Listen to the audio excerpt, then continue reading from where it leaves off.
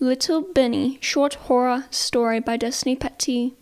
The year was 2009. A house sat quiet throughout the night until the clock struck 3:20 a.m. That's when it all became chaotic.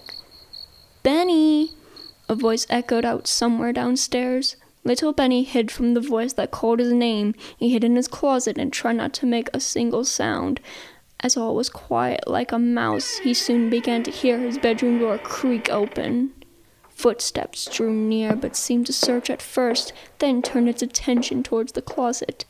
Little Benny covered his mouth, trying to stay silent until his closet door began to open, and to his surprise, it was the caretaker.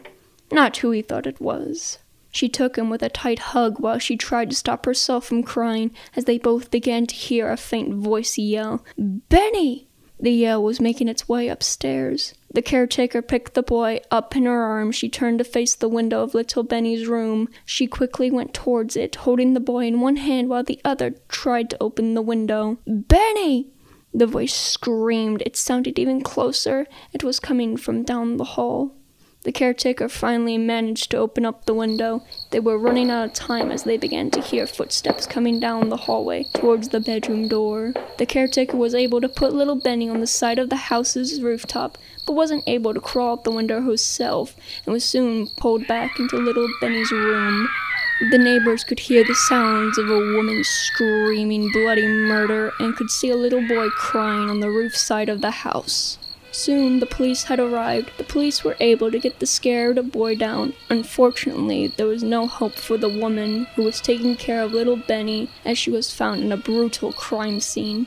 They soon found the criminal covered in the victim's blood as they began to drag out a screaming, bloody woman yelling, "She can't take my boy! That is my baby boy! Get your hands off of me! You can't take him from me! Benny! Benny!"